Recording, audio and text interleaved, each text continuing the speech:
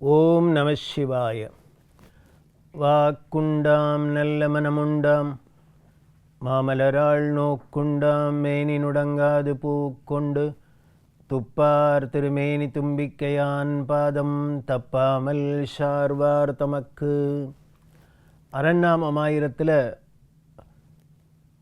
அன்பே வடிவான சிவபெருமான் பகுப்பிரசாதாய நமஹா அப்படின்னு அளவில்லாத அருள் வாரி வழங்கக்கூடியவர் அப்படின்னு பார்த்தோம்.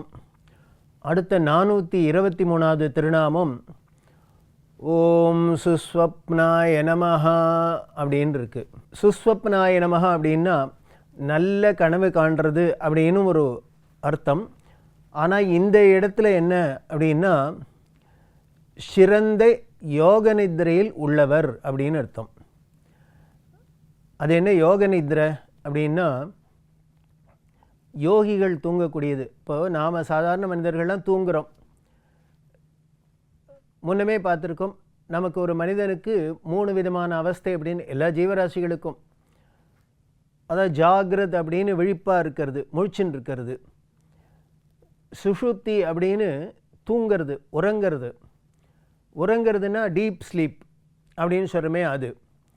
இது ரெண்டுத்துக்கு நடுப்புற என்னென்ன சொப்பன அவஸ்தை அப்படின்னு ஒன்று, கனவு காண்ற நிலை. இப்போ முழிச்சுட்டு இருக்கிற நிலை, கனவு காண்ற நிலை, நன்னா ஆழ்ந்து உறங்குற நிலை இருக்கு இல்லையா? இப்படி 3 நிலையில் இருக்குது.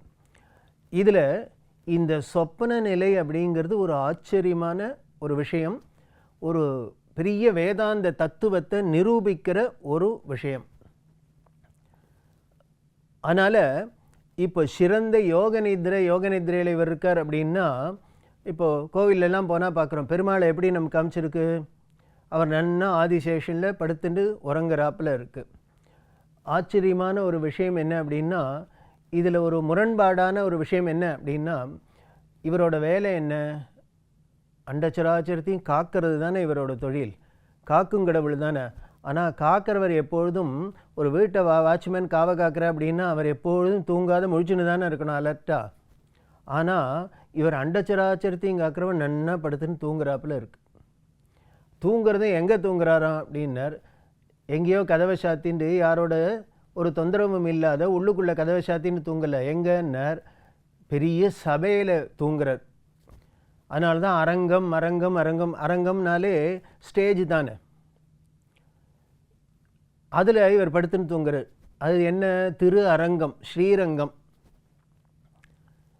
இப்படி யாரானும் ஒரு ஸ்டேஜில் போய் சபையை கூப்பிட்டுட்டு எல்லாரையும் ஆடியன்ஸ்லாம் வந்திருக்கிறதே கொரட்டை விட்டுன்னு தூங்குவாளா?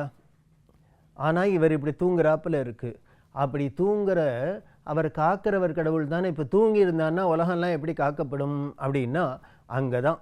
அதனால தான் அதுக்கு பேர் யோக நித்ரை அப்படின்னு பேர். அப்படின்னா தமிழில் ரொம்ப அழகான வார்த்தை, காஞ்சி பெரியவர் ரொம்ப ரசிக்கிறார். என்ன அப்படின்னா அரிதுயில் அப்படின்னு அதுக்கு பேர். அரிதுயில் அப்படின்னா பொதுவாக நம்ம இப்போ தூங்குகிறோம், நன்னா டீப் ஸ்லீப் அப்படிங்கிறப்பல தூங்கிட்டோன்னு வச்சுங்கோ, அந்த சுஷுப்தி அவஸ்தையில் இருந்தால் நாம் அப்போ என்ன ஆகிடும், டைம் தெரியாது, ஸ்பேஸு எல்லாம் போயிடும், எங்கேயோ காணா போயிடும். நாம் தூங்கிறது நமக்கே தெரியாது. எப்போ தெரியும்னு முழிச்சின அப்புறம் தான் தெரியும். உடனே நாம் என்ன சொல்கிறோம், நேரம் போனதே தெரியல சார், நான் பாட்டுக்கு தூங்கி போயிட்டேன் அப்படிங்கிறோம். அப்போ நேரம் எங்கே போச்சு, நேரம் இருந்திருக்கா ஆனால் நமக்கு தெரியல. இப்படி அப்போது நேரம், காலம், இடம் அப்படிங்கிறது எதுவும், அதாவது ஆங்கிலத்தில் சொல்கிறப்பல டைம் ஸ்பேஸ் எதுவும் இல்லாத சுஷுப்தியில் அத்தனையும் அப்படியே எங்கே போச்சுன்னு தெரியல, நமக்கு அந்த பிரஜையே இல்லாத பண்ணிடுறது. அப்படி அந்த டீப் ஸ்லீப்பில் நாமெல்லாம் இருந்தோம் அப்படின்னா நாம் தூங்கினதே நமக்கு தெரியாது, எங்கே தூங்கினோன்னு தெரியாது, எப்படி தூங்கினோன்னு தெரியாது. விழிச்சினத்துக்கு அப்புறம்தான் இதெல்லாம், இங்கே படுத்துட்டுருக்கோம், அங்கே படுத்துட்டுருக்கோம், இப்படி தூங்கினோம், அப்படி தூங்கினோம், இத்தனை நேரம் தூங்கினோன்னு தெரியறது. இப்படி நாம் தூங்குறது இருக்கா? ஆனால் அவர் தூங்குறது எப்படி இருக்குன்னார், அரிதுயில் அப்படின்னா தெரியறது, அவர் தூங்கிறது அவருக்கே தெரியறது அப்படின்னா. அப்போ நாம் தூங்குறதே நமக்கு தெரிஞ்சதுன்னா நம்ம தூங்கலைன்னு தான் அர்த்தம். நம்ம நிஜமாகவே நன்னா தூங்கியிருந்தாக்க என்னவும் பிரஜை இல்லாத இருக்கணும், எதுவும் தெரியாத இருக்கணும். இப்போ தெரியறது அப்படின்னா தெரிஞ்சே தூங்குறோம், அதைத்தான் அரிதுயில் அப்படின்னு. இது யாரால் தூங்க முடியும்னர், யோகிகளால் மட்டுமே பண்ண முடியும். சாதாரண மனிதர்களால் பண்ண முடியாது. ஒன்று நமக்கு முழிச்சுன்னு இருக்க முடியும், இல்லை எல்லாத்தையும் தெரியாத மறந்து தூங்க முடியும், இல்லையா இது ரெண்டுத்துக்கு நடுப்புற ஒரு கனவு காண முடியும். இவ்வளவு தான் முடியும். ஆனால் இந்த டீப் ஸ்லீப்புங்கிறப்பல தூக்கத்துலேயும் இருந்து, ஆனால் என்ன நடக்கிறது, எப்படி இருக்குது, எங்கே தூங்கின்னு இருக்கோம், எங்கே இருக்கும், என்ன பண்ணிட்டு இருக்கோம் அப்படின்னு அந்த பிரஜையோடு தெரிஞ்சு தூங்கிறது தான் அறிதுயில் அப்படின்னு. இதைத்தான் பரம்பொருளான இவர் பண்ணுறார். இந்த இடத்துல நான் உதாரணத்துக்கு பெருமாளை சொன்னேன்.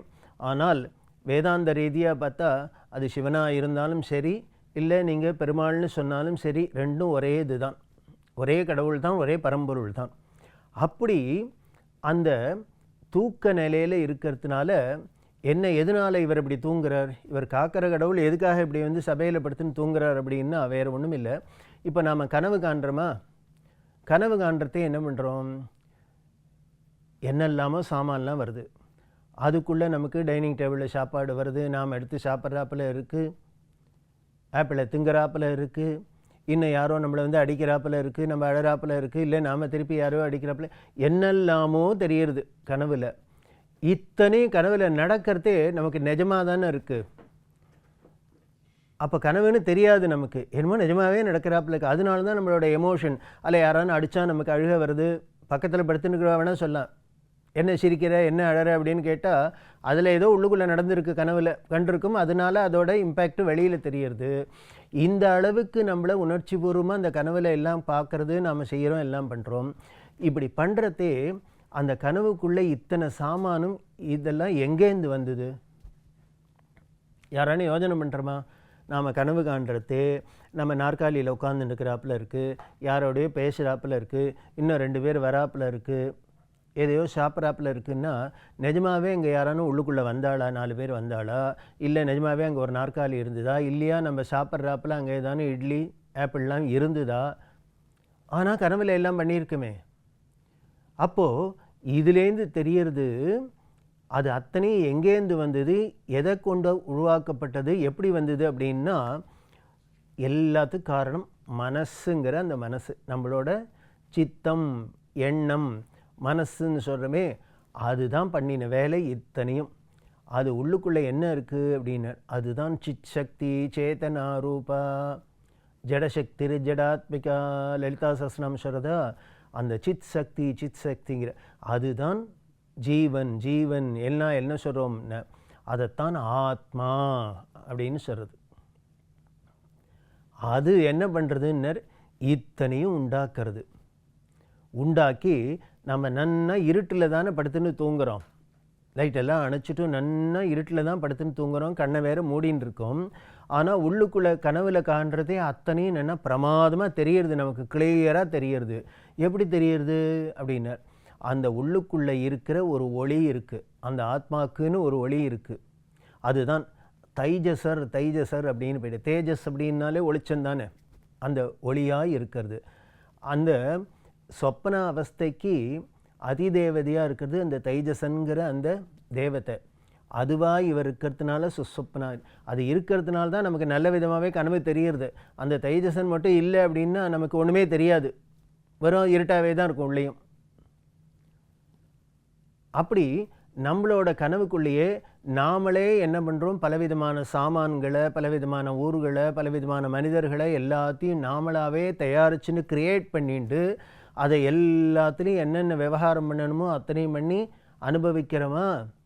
இது உள்ளுக்குள்ளே நமக்குள்ளேயே நடக்கிறதா, முழிச்சுனோன்னா அத்தனையும் போயிடுத்து, அவ்வளவுதான். இது இத்தனையும் ஏதோ இந்திரஜாலம் மாதிரி மாயாஜாலம் மாதிரி உள்ளுக்குள்ளே நடந்தது, நடக்கிறதே எல்லாம் என்னமோ பரம சத்தியம் மாதிரியே நமக்கு தெரிஞ்சுது, அந்த இம்பேக்டை அந்த உணர்வை கொடுத்தது. அதுக்கப்புறம் விழிப்பு ஏற்பட்டுடுத்துனா இத்தனையும் இல்லாத போச்சு இல்லையா. அதை போல தான் இந்த அண்டச்சராச்சரமும் பிரபஞ்சமும். நாம் என்ன நினச்சிட்டு இருக்கோம், இந்த உலகத்தை எதெல்லாம் ரொம்ப இருக்கிறதுலையே சாஸ்வதம் பர்மனெண்ட்டு அப்படின்னு நம்பிண்டு இருக்கமோ விழிப்பு நிலையில், அதை போல் என்ன பண்ணுறோம் அப்படின்னா கனவுலேயும் நினைக்கிறோம், அங்கே நடக்கிறது எல்லாத்தையும் நிஜமாகவே நாம் நினச்சிக்கிறோம். ஆனால் கனவு கலைஞ்சப்புறம் காணாமல் போயிடுறாப்பில் இப்போ என்ன பண்ணும், இந்த அண்டச்சராச்சரமும் ஏதோ ஒரு விஷயத்தோட ஆளோட ஒரு கனவு, அவர் காண்ற கனவு தான் இத்தனையும் நிஜம் மாதிரி இருக்குது, அவர் முழிச்சுட்டார்னா எல்லாம் போச்சு. அது யாரோட கனவுன்னர்? அந்த பரம்பொருளான பகவானோட கனவு. அந்த கனவு காணணுன்னா படுத்துன்னு இருந்தால் தானே முடியும், தூங்கினா தானே முடியும். அதனால தான் அந்த பரம்பொருளான பெருமாள் என்ன பண்ணிட்டு இருக்காருனர், படுத்துட்டு நம்ம சின்ன ஆளெல்லாம் படுத்துன்னு தூங்கினா கனவெல்லாம் எல்லாம் என்ஜாய் பண்ணுறப்பெல்லாம் அந்த பெரிய ஆள் அவரும் படுத்துன்னு தூங்குறதே இந்த கனவில் அண்டச்சராச்சரமும் படைக்கப்பட்டு காக்கப்பட்டு அவர் கடைசியில் என்னன்னர் முழிச்சுண்டார்னா அத்தனையும் லயமாயிடுறது. உன்மேஷ நிமிஷோத்பன்ன விபன்ன புவனாவலி லலிதா சஹஸ்ரநாமம் சொல்லுது. இவன் என்ன பண்ணுறாளான்னு இந்த பராசக்தியான இந்த பரம்பொருள் கண்ணை கண்ணை கொட்டுறோம் இல்லையா, கண்ணை இமைக்கிறோம். அப்படி கண்ணை இமைக்கிறதே இப்படி மூடுற சமயத்தில் என்ன ஆயிடுதுன்னா அண்டச்சராச்சரமும் பிரளயத்தில் இல்லாத பெறுறது. திருப்பி அடுத்தது கண்ணை திறந்தோன்னே அத்தனையும் வந்துடுறது. அப்படின்னா ஒரு கண் கொட்டுற நேரத்தில் இத்தனையும் பண்ண முடியும் அப்படின்னா அதனால தான் அது பரம்பொருள் சர்வசக்தன். அப்படி இந்த அண்டச்சராச்சரத்தையும் தன்னோட கனவா அதுக்குள்ளே இத்தனையும் விசித்திரங்களையும் காட்டி, அதனால தான் இதெல்லாம் லீலை லீலை விளையாட்டு விளையாட்டு விளையாட்டுன்னு எதுக்கு அழகிலா விளையாட்டுடையான் கம்பர் சொல்கிறாரே ராமரை பற்றி. ராமாயணம் ஆரம்பிக்கிறதே என்ன சொல்கிறான்னார், அழகிலா விளையாட்டுடையான். அப்படின்னா அது எல்லையே இல்லாத விளையாட்டு. அவர் ஏன் விளையாடுறதுக்கு காரணமாக சொல்ல முடியும். குழந்தைகள்லாம் ஏன் விளையாடுறது அப்படின்னா, இப்போ இவ்வளவு கஷ்டப்பட்டு யாரோ 2 பேர் பந்து அடிக்கிறது போய் அத்தனை பேரும் பார்ப்பானே, என்ன ஆச்சு, இதனால் என்ன லாபம் வந்துட போகிறது, இவ்வளோ மண்டையை உடைச்சின்னு செஸ்ஸில் காயினை நகர்த்துவானே எதுக்காக அப்படின்னா விளையாட்டு. ஏன் சார் பண்ணணும் அப்படின்னா பண்ணுறோம் அவ்வளோதான். இதுக்கு யாரானும் நியாயம் கற்பிக்க முடியுமா, ஏதாவது ரீசன் சொல்ல முடியுமா? முடியாது. அதை போல தான் இந்த பரம்பொருளும் இந்த அண்டச்சராச்சரையும் எதுக்கு இப்படிலாம் விசித்திரமாக படைக்கணும், அதை இவ்வளவு ஆட்டி படைக்கணும், அதுக்கப்புறம் ஒன்றும் இல்லாத அதை போட்டு எல்லாத்தையும் பிரளயத்தில் மூடணும் அப்படின்னா அதுதான் விளையாட்டு, அழகில்லாத விளையாட்டு.